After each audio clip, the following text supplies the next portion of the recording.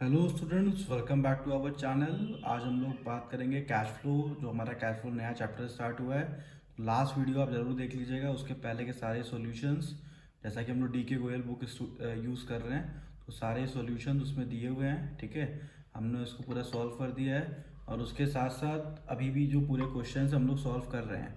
तो आगे के वीडियोज़ में सारे क्वेश्चन एक्सप्लेनेशन के साथ हैं। और हमारे चैनल को प्लीज़ शेयर करिए और सब्सक्राइब करिए। Thank you. अब क्लास स्टार्ट करते हैं। 9 देखते हैं हम लोग कैश फ्लो का। यहाँ पे देखिए दिया हुआ है, Nirmala limited earn the profit of ₹2 lakh after charging और क्रेडिटिंग द फॉलोइंग। पूरा इन्फॉर्मेशन दिया हुआ है। आफ्टर चार्जिंग है, मतलब ये सब चीज़ें चार्ज कर दी गई हैं। ठीक है, तो आपको बताए थे जब ये सब चीज़ें चार्ज कर दी जाती हैं तो उस कंडीशन पे हम लोग क्या करते हैं, उसको प्लस कर देते हैं। ठीक है, तो हम लोग यहाँ पे इसको प्लस कर देंगे। तो जितना भी चीज़ हमारा खर्चा दिखा हुआ है सब उसको हमको यहाँ पे प्लस करना पड़ेगा, और जो हमारा गेन हुआ है उसको हम माइनस करेंगे।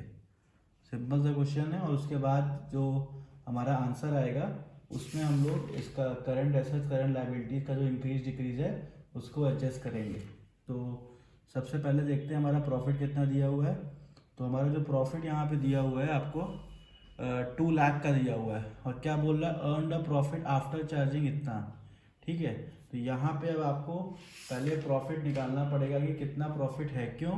क्योंकि इस क्वेश्चन में आप देखोगे दो चीज़ें आपको एक्स्ट्रा दी हुई हैं। पहला है प्रोविज़न फॉर टैक्स, दूसरा है जनरल रिजर्व। ठीक है, तो जब भी ऐसा कोई क्वेश्चन आपको मिले जहाँ पे प्रोविज़न टू टैक्स दिया हो और जनरल रिजर्व दिया हो, तो उस क्वेश्चन में आपको थोड़ा सा समझना पड़ेगा यहाँ पे। तो प्रोविज़न फॉर टैक्सेशन जो टैक्स है, टोटल आपका यहाँ पे दिया हुआ है 40,000 रुपीज़ का। और उसके बाद जो आपका जनरल रिजर्व दिया हुआ है, जनरल रिजर्व दिया हुआ है 20,000 रुपये का। ठीक है, तो ये चीज़ समझ लीजिए कि जब भी ऐसा कोई क्वेश्चन आता है तो इसको आप अलग से इसको ट्रीट करेंगे। ठीक है, वर्किंग नोट्स में आप दिखाएंगे, ये आप उसके टेबल में नहीं दिखाएंगे। तो ये जो आपको मैंने शुरू में बताया था कि कुछ चीज़ें जैसे रिजर्व हो गया, जनरल रिजर्व हो गया, जैसे कोई टैक्स का प्रोविज़न बना है, तो ऐसा कुछ भी क्वेश्चन होता है तो पहले इसको हम लोग वर्किंग नोट्स में दिखाते हैं। तो प्रॉफिट फॉर द ईयर लिखेंगे। प्रॉफिट फॉर द ईयर हो गया हमारा यहाँ पे 2 लाख रुपीज़। ये आपका वर्किंग नोट का पार्ट है। और यहाँ पे आपका जो प्रोविज़न फॉर टैक्स है, ठीक है, जो भी प्रोविज़न फॉर टैक्स है प्रॉफिट, उसको इसमें आप यहाँ पे ऐड कर देंगे। तो क्वेश्चन में दिया हुआ है ऐड प्रोविज़न फॉर टैक्स। तो प्रोविज़न फॉर टैक्स जब भी कभी क्वेश्चन में आपको दिखेगा कोई भी प्रोविज़न फॉर टैक्स, तो उसको आपको ऐड करना है, ये याद रखिएगा। ठीक है, तो अब इसमें प्रोविज़न फॉर टैक्स भी हम लोग ऐड कर देंगे।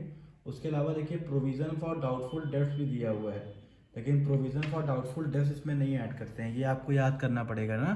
प्रोविज़न फॉर डाउटफुल डेब्ट जो होता है वो हमारा फॉर्मेट में आता है, इसमें नहीं आता है। तो इसमें केवल प्रोविज़न फॉर टैक्स आएगा। उसके बाद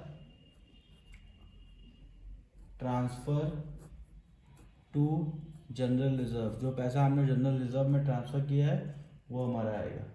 तो इतना करने के बाद अब सवाल ये उठता है कि सर प्रोविज़न फॉर टैक्स क्यों आता है। तो प्रोविज़न फॉर टैक्स इसलिए आता है क्योंकि वो पैसा हम मान लेते हैं कि हमने एज अ टैक्स पे कर दिया है, मतलब वो टैक्स के लिए हम निकाले रहते हैं, तो वो अमाउंट हमारा टैक्स पे करने वाला होता है। इसीलिए प्रॉफिट में से वो पैसा घटा दिया जाता है, इसलिए इसको हम लोग वर्किंग नोट्स में ही इसको हम लोग पहले कर लेते हैं। ठीक है, अब यहाँ पे जो हमारा आंसर आएगा उसको हम बोलेंगे प्रॉफिट बिफोर टैक्स। तो ये हमारा प्रॉफिट बिफोर टैक्स आ गया। तो ये जो आपको हम स्टार्टिंग में बता रहे थे, तो आपने देखा था एक अलग से हमने उसमें इसको बताया था कि 3-4 चीज़ें होती हैं जो आपको अलग से ये करना होता है। तो वर्किंग नोट्स में आप ये काम करेंगे। तो आपने प्रॉफिट बिफोर टैक्स को वहाँ से ले लिया वर्किंग नोट से। ठीक है, अब वर्किंग नोट से अब आप क्वेश्चन की तरफ आएंगे। अब जब आप क्वेश्चन की तरफ आएंगे तो क्वेश्चन नंबर 9 में आप देखेंगे, अब यहाँ पे लिखेंगे नेट। अब देखिए लिखने का तरीका बहुत ध्यान से समझिएगा। नेट प्रॉफिट बिफोर टैक्स, तो आपको ऐसे नहीं लिखना है नेट प्रॉफिट बिफोर टैक्स, आपको यहाँ पे नोट 1 लिखना पड़ेगा। नोट 1 का मतलब क्या हो गया कि आपने एक वर्किंग नोट बनाया है, एग्जामिनर पलट के वहाँ पे देखेगा, ठीक है। तो आप जितना भी नोट बनाएंगे उसका नोट 1 नोट 2 वो लिखते चले जाएंगे। तो ये सब चीज़ें को आपको ध्यान देना पड़ेगा अगर आप अच्छा मार्क्स के लिए एक्सपेक्ट कर रहे हैं। तो 2,60,000 रुपीज़ हमने यहाँ पे लिख दिया। अब जो हमारा पुराना तरीका था, जो डेप्रिसिएशन और जो खर्चे हुआ करते थे उसको हम ऐड करते थे और जो गेन होता था वो हम माइनस करते थे। अब अपना हम पुराना तरीका यहाँ पे यूज़ करेंगे, ठीक है। जितना भी हमारा खर्चा है उसको हम यहाँ पे माइनस करेंगे, ठीक है। तो डेप्रिसिएशन जो हमारा है ये इसमें हमारा ये प्लस हो जाएगा 25,000 रुपये। अब यहाँ पे इसको यूज़ करेंगे। उसके बाद हमारा लॉस हुआ है, loss on sale of furniture. तो देखिए कितना लॉस हुआ है, टोटल 3,000 का लॉस हुआ है, वो हमने लिख दिया। उसके बाद एमोटाइजेशन और डेवलपमेंट कॉस्ट। एमोटाइजेशन का मतलब यहाँ पे क्या हो गया कि कोई भी पैसा हमने पे किया था वो हमारा उतना लॉस हो गया, ठीक है, या फिर हमारा यूटिलाइज हो गया, उसमें लग गया, मतलब डेवलपमेंट कॉस्ट में आपने वो पैसा दे दिया है तो प्रॉफिट आपका उतने से कम हो गया है। तो 8,000 रुपीज़ से कम हो गया तो हम लोग 8,000 रुपीज़ को यहाँ पे प्लस कर देंगे, ठीक है। उसके बाद आएगा आपका प्रोविज़न फॉर डाउटफुल डेट। देखिए यही एक पॉइंट है जहाँ पे हम गड़बड़ी करते हैं। प्रोविज़न हम याद कर लेते हैं, जितने प्रोविज़न होते हैं सबको ऊपर यूज़ करना है, ठीक है। तो ऐसा आपको याद नहीं करना है, गलती हमसे यही होती है। हम याद करें जितना प्रोविज़न है सब हम वर्किंग नोट में जोड़ लेंगे, तो ऐसा नहीं है। टैक्स का जो प्रोविज़न है केवल वो रहेगा, और प्रोविज़न फॉर डाउटफुल डेट जो आएगा, प्रोविज़न फॉर डीडी, वो आपको इधर करना पड़ेगा ऐड, ठीक है। अब ये भी सवाल उठता है कि सर उधर ऐड करें चाहे इधर ऐड करें, आंसर तो वही आएगा, लेकिन आपका जो ये आंसर है ये गड़बड़ हो जाएगा, इसके वजह से आपके मार्क्स कट हो जाएंगे, ठीक है ना। फाइनल आंसर भले ही आपका सही आ जाएगा, लेकिन एग्जामिनर स्टेप मार्किंग करता है, तो स्टेप मार्किंग में अगर स्टेप में नंबर मिलता है तो स्टेप में मार्क्स कटते भी हैं, ठीक है। तो आपका नंबर बहुत ज़्यादा कट जाएगा अगर आप शुरू से गलत कर रहे हैं तो। अब इन सबको जोड़ेंगे तो हमारा आंसर आ जाएगा 38,400। और आपको जैसा कि हमने कल बताया था कि ऐड जब करिए तो पूरा एक साथ में करके ख़त्म करिए। तो आपने यहाँ पे ऐड किया तो आ गया 298,400, ये आपने यहाँ पे ऐड कर दिया। उसके बाद आते हैं हम लोग लेस करेंगे। तो अभी हमारा वो अमाउंट नहीं आया है कि जिसमें हम लोग इंक्रीज डिक्रीज करते हैं, ठीक है। तो यहाँ पे लेस करेंगे gain on sale of machinery. तो gain of sale of machinery क्यों करते हैं, क्योंकि यहाँ पे ये हमारा नॉर्मल प्रॉफिट नहीं है, एबनॉर्मल प्रॉफिट है, इसलिए इसको हम लेस कर देते हैं। तो लेस करने के बाद जो भी आपका आंसर आएगा वो यहाँ पे आप लिख देंगे। तो आंसर आएगा 2, देखिए यहाँ पे फिर से मैंने यहाँ बंद कर दिया, आपको ये बॉक्स नहीं बनाना है, ठीक है, ये ध्यान रखिएगा। 289,400 आपका आ गया। अब इसके बाद क्या है, अब ये जो हमारा प्रॉफिट है इसको हम बोलते हैं operating profit before working capital changes. आपको ये चीज़ लिखना पड़ेगा, working capital before working capital changes, ठीक है। Operating profit before working capital changes, आपको ये वर्ड यहाँ पे यूज़ करना पड़ेगा, तो ये चीज़ थोड़ा ध्यान रखिएगा। Operating profit before WC changes. तो ये जो आपका आंसर आता है, जितना आप शुरू में प्लस माइनस करके आंसर लाते हैं उसको हम लोग बोलते हैं operating profit before working capital changes.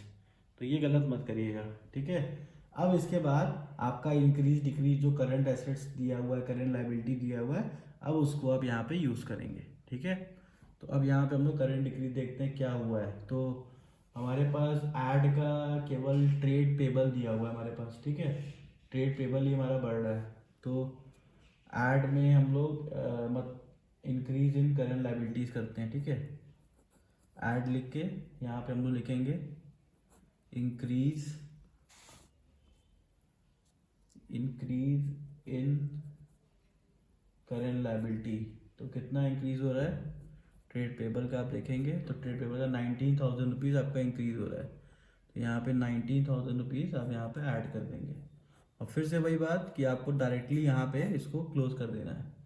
तो यहाँ पे आप ऐड करेंगे। अब देखिए हम इनर कॉलम में नहीं लिखे, क्यों, क्योंकि ऐड वाला हमारे पास केवल एक ही था, ठीक है, और होता तो इनर कॉलम में लिखते। तो ये सब चीज़ पे ध्यान रखिएगा। तो ये हो गया हमारा ऐड वाला आइटम, हमने यहाँ पे लिख दिया। ठीक है, अब आते हैं नेक्स्ट ट्रेड टेबल के बाद अब आते हैं लेस वाला, देखते हैं क्या क्या हमारे पास है। तो लेस में हमारे पास है increase in current assets, increase in current assets. अब इसमें देखिए क्या क्या चीज़ें आएंगी। पहला आएगा ट्रेड रिसीवेबल। तो ट्रेड रिसीवेबल आप देखेंगे क्वेश्चन में कि हमारा 10,000 रुपये से बढ़ रहा है। ठीक है, तो यहाँ पे हम इसको दिखा देंगे इंक्रीज इन करेंट एसेट्स। उसके बाद है प्रीपेड एक्सपेंसेस। प्रीपेड एक्सपेंसेस जो हमारा है वो 2,000 रुपये से बढ़ रहा है, तो हमने यहाँ पे 2,000 लिख दिया। ठीक है, अब आते हैं हम लोग यहाँ पे लेस का और देखते हैं क्या चीज़ दिया हुआ है। तो आउटस्टैंडिंग एक्सपेंसेस दिया हुआ है, तो यहाँ पे आप क्या लिखेंगे, डिक्रीज इन करेंट लायबिलिटी। तो डिक्रीज इन करेंट लायबिलिटी पहले लिखेंगे हेडिंग, फिर उसके अंदर लिखेंगे। ये सब चीज़ ध्यान रखिएगा, हेडिंग लिखने के बाद ही उसके अंदर आपको लिखना है डिक्रीज इन करेंट लायबिलिटी। अब यहाँ पे आ जाएगा आपका आउटस्टैंडिंग एक्सपेंसेस। तो आउटस्टैंडिंग एक्सपेंसेस हमारा 4,000 रुपीज़ का हो गया।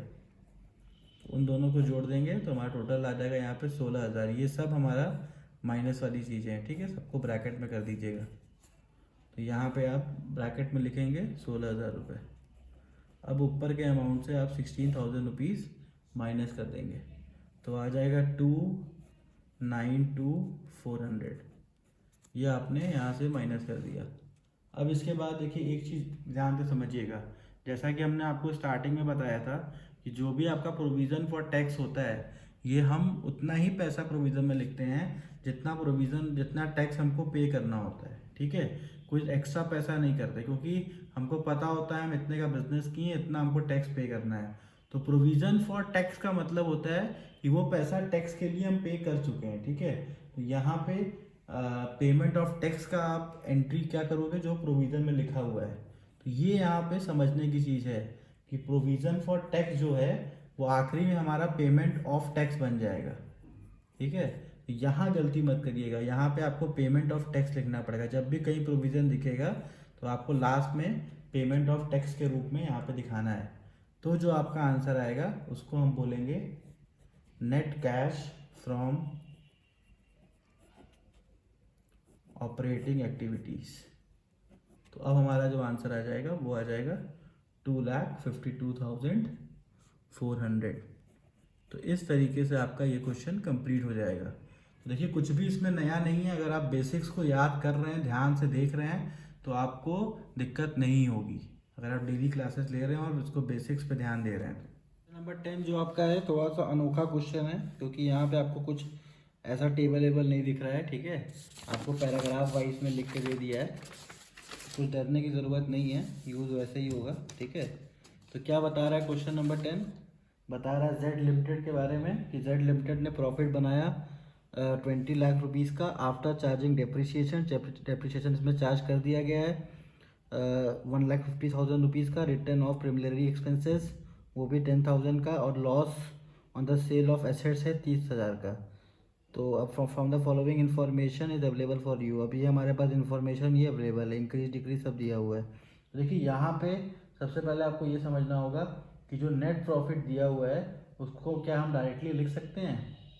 तो देखिए यहाँ पे कोई भी ऐसा खर्चा नहीं है जो हमारा नोट 1 वाला हो। नोट 1 वाला खर्चा हम जब बोल रहे हैं इसका मतलब नोट 1 जो हमने आपको एकदम स्टार्टिंग वाले क्लास में बताया था। ठीक है, तो नोट 1 का कोई खर्चा इसमें नहीं है।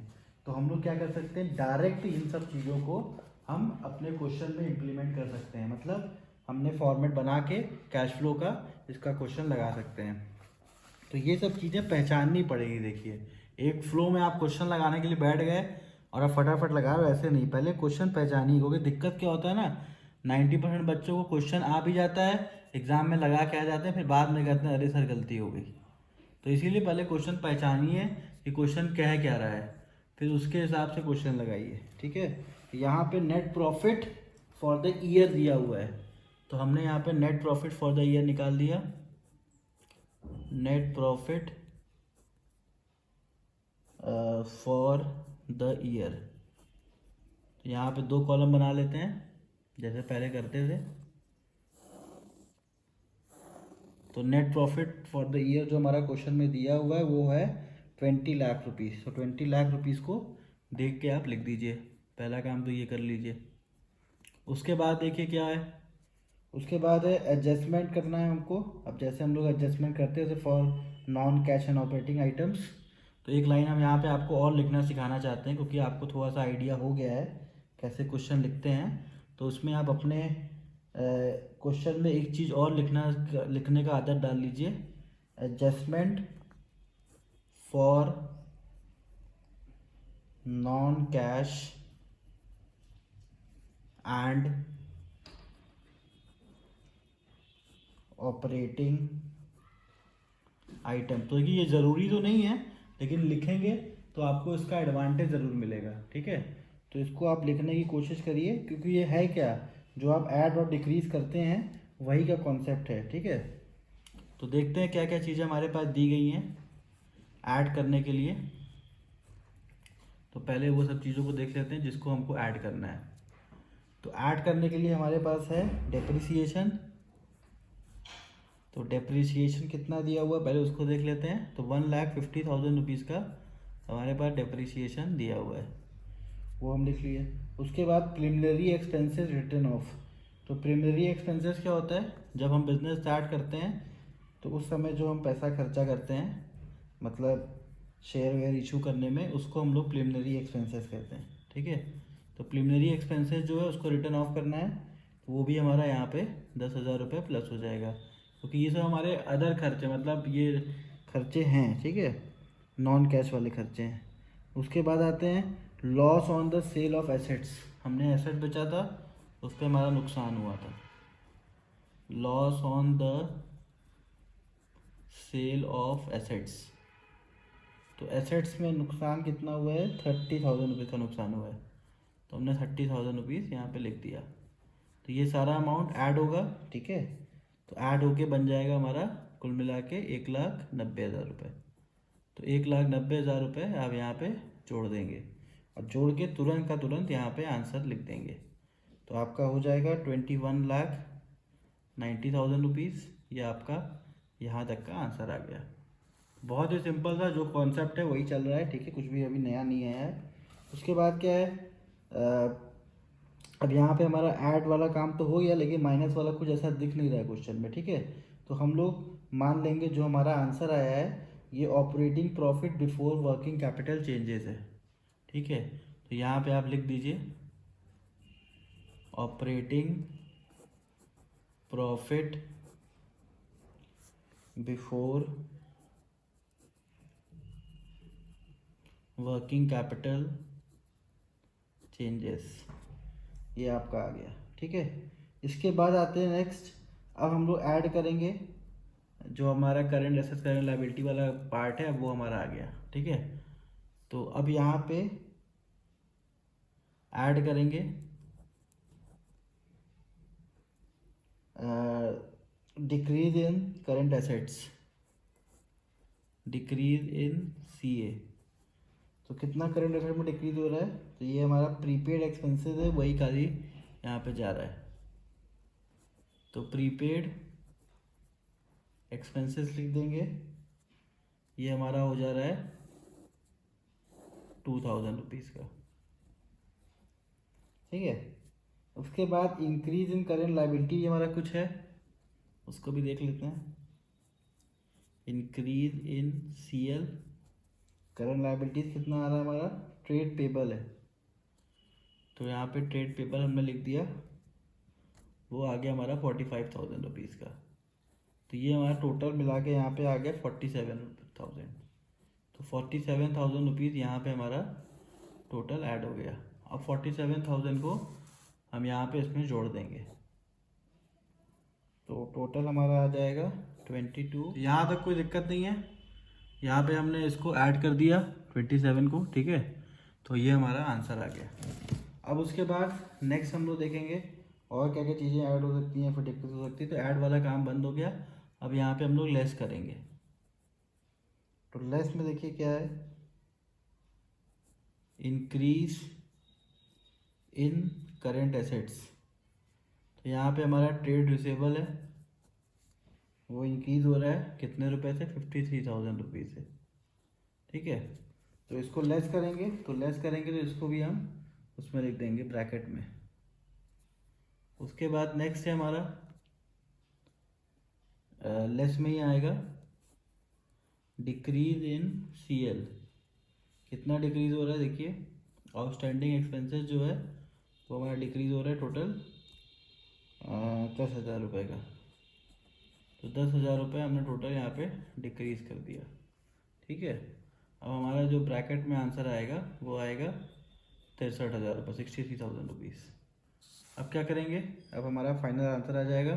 कोई भी यहाँ प्रोविज़न नहीं दिया हुआ है, कुछ भी टैक्स का नहीं दिया हुआ है, तो उसको हम लोग को कोई दिक्कत नहीं है, डायरेक्टली हम लोग आंसर लिख सकते हैं 2174,123।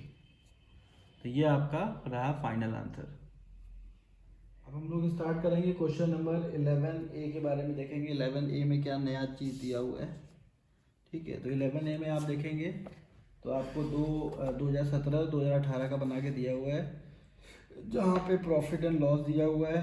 अब देखिए यहाँ पे थोड़ा सा अलग दे दिया गया है।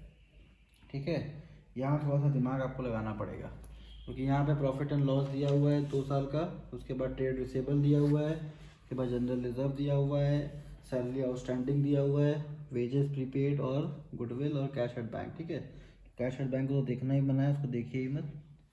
ठीक है, तो यहाँ पे देखिए एक चीज़ समझिए कि यहाँ पे जो प्रॉफिट दिया हुआ है, केवल यहाँ पे प्रॉफिट एंड लॉस बैलेंस दिया हुआ है। ठीक है, और कुछ दिया नहीं है। और हम जब भी बनाएंगे 2018 का बनाएंगे। ठीक है, तो 2018 का जो हमारा प्रॉफिट है वो हमारा आ रहा है टोटल 65,000 रुपीज़। ठीक है, और पिछले साल का जो बैलेंस हमारा दिखा रहा है वो दिखा रहा है 60,000 रुपीज़। तो हम लोग क्या करेंगे, उस बैलेंस में से माइनस कर देंगे, तो जो हमारा प्रॉफिट आएगा वो आएगा 5,000। ठीक है, उसके बाद जो हमारा जनरल रिजर्व है, पुराने रिजर्व से नया रिजर्व माइनस कर देंगे, तो जो डिफरेंस आएगा वो उसको लिखेंगे। तो ऐसे क्वेश्चन में आपको बहुत ज़्यादा ध्यान देना होता है, क्योंकि ऐसे क्वेश्चन में हमारे पास कुछ भी नहीं होता सेपरेट तरीके से लिखा हुआ। तो ऐसे क्वेश्चन में हमें पिछले साल का जो चीज़ होता है वो नए साल से माइनस करके डिफरेंस जो होता है वो हमको मानना पड़ता है कि ये हमारा आंसर है। जैसे एग्जांपल लेते हैं, मान लीजिए अब जैसे प्रॉफिट कोई ले लेता है इस क्वेश्चन में प्रॉफिट 60,000 दिया है, फिर 65 दिया है, तो इसका मतलब क्या हुआ, ये पिछला प्रॉफिट भी इसमें ऐड है, तो इसका मतलब इस साल का प्रॉफिट जो अभी दिखा रहा है वो 5,000 है। ठीक है, तो 5,000 केवल प्रॉफिट है।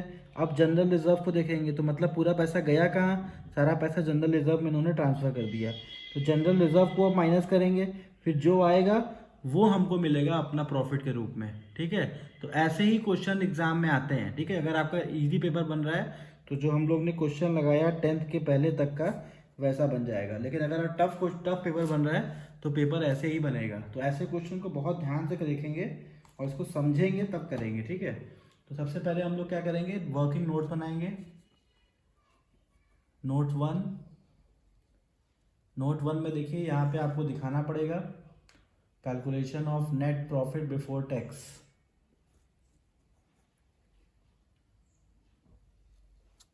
Calculation of net profit before tax, calculation of net profit before tax. ठीक है, ये आपने यहाँ पे लिख दिया। उसके बाद अब आपने यहाँ पे लिखा प्रॉफिट एंड लॉस बैलेंस, हमने 2018 का बैलेंस लिख दिया। ठीक है, तो 2018 का जो बैलेंस हमारा आ रहा है वो आ रहा है टोटल 65,000 रुपीज़ का। ठीक है, अब यहाँ पे हम नीचे लेस करेंगे, ये सब दिखाना पड़ेगा। देखिए मन में अपने मत कर लीजिएगा, नहीं एग्ज़ाम में नंबर मिलेगा नहीं। ISC मीडियम में बहुत इंपॉर्टेंट है, एक एक चीज़ आपको दिखाना पड़ता है, क्योंकि आपके में एग्ज़ाम के क्वेश्चन जो आएंगे वो पूरे 10 नंबर के आएंगे। CBSE में क्या होता है 6 से 8 नंबर का आता है, तो वो लोग थोड़ा बहुत इधर उधर कर भी दिए तो होता है, लेकिन हम तो कहेंगे कि दोनों ही बोर्ड वाले दिखाएं तो ज़्यादा अच्छा है, क्योंकि जितना क्लियर रहेगा उतना ज़्यादा आपको मार्क्स मिलने के चांसेस रहेंगे। तो आपने 60,000 को यहाँ प्लस कर दिया, ठीक है, सॉरी माइनस कर दिया, तो यहाँ पे 5,000 रुपीज़ आपका आंसर आ गया। अब 5,000 रुपीज़ आ गया। अब जनरल रिजर्व पे आप ध्यान देंगे तो ये सब चीज़ आपको याद करनी पड़ेगी कि प्रॉफिट कहाँ कहाँ से मेरा निकल सकता है। ठीक है, पहला प्रॉफिट तो कहाँ से निकलेगा, जो आपका प्रॉफिट है पिछले साल का और इस साल का, उसमें से आप माइनस कर लेंगे। पहला तो ये हो गया। दूसरा हमको सिखाया गया है कि जब भी हमारा प्रॉफिट होता है वो चला जाता है जनरल रिजर्व में। तो ये सब आपको याद करके रखना कि जनरल रिजर्व में प्रॉफिट हमारा जाता है। ठीक है, तो अब क्या करेंगे हम लोग, ट्रांसफ़र टू जनरल रिजर्व जो भी हमारा है उसको निकालेंगे वहाँ से। तो ऐड करेंगे ट्रांसफ़र टू जनरल रिजर्व। अब जनरल रिजर्व ये सब चीज़ अपने से आपको जनरल रिजर्व पे ध्यान देना है। ठीक है, क्वेश्चन आपको कुछ बोलेगा नहीं, ये सब आपको दिमाग लगाना पड़ेगा। माइनस कर दिया आपने 2,02,000 रुपये, क्योंकि जनरल रिजर्व में ही जो एक्सेस प्रॉफिट होता है वो पड़ा रहता है। तो हमारा आंसर आ जाएगा यहाँ पे 35,000 रुपये। तो ये हमारा एक्सेस प्रॉफिट था। तो टोटल मिला के अब जो हमारा आंसर आया है नेट प्रॉफिट बिफोर टैक्स, वो हमारा हो गया टोटल 40,000 रुपीज़। ठीक है, तो ये हमने वर्किंग नोट का, ये हमारे वर्किंग नोट का पार्ट है अभी। अब हम लोग इस वर्किंग नोट को उठा के ले जाएंगे क्वेश्चन में। ठीक है, तो क्वेश्चन में जब भी लेके जाएंगे तो नोट 1 लिखना मत भूलिएगा, और अगर जब नोट 2 अभी आगे चल के बनवाएंगे तो नोट 2 लिखना नहीं भूलना है। मतलब जो भी नोट रहेगा आपको लिखना है। ठीक है, तो अब देखते हैं नेट प्रॉफिट बिफोर टैक्स। यहाँ पे ब्रैकेट में हमने लिख दिया नोट 1। ठीक है, अब यहाँ पे लाइन खींच दिया जैसे खींचते हैं। अब यहाँ पे हमारा आंसर आ गया टोटल 40,000 रुपीज़। ठीक, अब 40,000 आ गया। अब क्या करेंगे सर, अब आगे का देखते हैं। तो यहाँ पे नेट प्रॉफिट हो गया 40,000 रुपीज़। उसके बाद देखिए अब यहाँ पे गुडविल का दिया हुआ है, तो गुडविल बड़ा ध्यान से समझिए। गुडविल देखिए पहले हमारा जो था वो 70,000 था, सॉरी 80,000 था, अब 70,000 हो गया। तो जब गुडविल कम हो गया तो इसका मतलब क्या हुआ, गुडविल रिटर्न ऑफ हो गया। ठीक है ना, तो गुडविल विड्रॉन मत लिख दीजिएगा, यहाँ पे लिखेंगे goodwill return of. Goodwill return of, ये हमारा जो पैसा है माइनस करके यहाँ पे 10,000 रुपये आप लिख देंगे। उसके अलावा ऐसा कुछ भी नहीं है। तो यहाँ पे, अरे यार ये बार बार नीचे हम बंद कर दे रहे हैं, आप लोग मत बंद करिएगा बस। 50,000 हो गया। ठीक है, अब यहाँ पे आप आंसर जो आपका आया है इसको हम बोलेंगे operating profit before working capital changes. ये हमारा वर्किंग कैपिटल चेंज करने के पहले का प्रॉफिट आ गया। ठीक है, अब हम लोग वर्किंग कैपिटल को चेंजेस में अब करेंगे। तो पहले आएगा लेस। लेस में हमारा इंक्रीज इन करंट एसेट्स अभी तक दिख रहा है, इंक्रीज इन सीए। तो क्या है हमारा इंक्रीज इन सीए में, ट्रेड रिसेबल है। ट्रेड रिसेबल में आप देखेंगे इंक्रीज हुआ है 4,000 रुपीज़ से, और वेजेस प्रीपेड भी इंक्रीज हुआ है। वेजेस प्रीपेड ये भी इंक्रीज हुआ है 2,000 रुपीज़ से, ये आपने लिख दिया। उसके बाद लेस, अब देखते हैं क्या क्या चीज़ें लेस हुई हैं। तो लेस में और करंट लायबिलिटी की तरफ चलेंगे, डिक्रीज इन सीएल। तो यहाँ पे आपका सैलरी आउटस्टैंडिंग है जो कि आपका लेस हुआ है, उसको आपको लेस करना है इसमें। ठीक है, क्योंकि डिक्रीज इन सीएल है 18,000 रुपये। अब इन पूरे अमाउंट को जोड़ देंगे तो आपका माइनस में आंसर आ जाएगा 24,000 रुपीज़। अब माइनस को यहाँ पे प्लस माइनस को माइनस कर देंगे तो 26,000 रुपये आपका आंसर आ जाएगा, और ये क्वेश्चन आपका कंप्लीट हो गया। तो इस तरीके से क्वेश्चन लगाएंगे, बेसिक्स को लेके चलेंगे तो आपके क्वेश्चंस कभी गलत होंगे ही नहीं। ठीक है।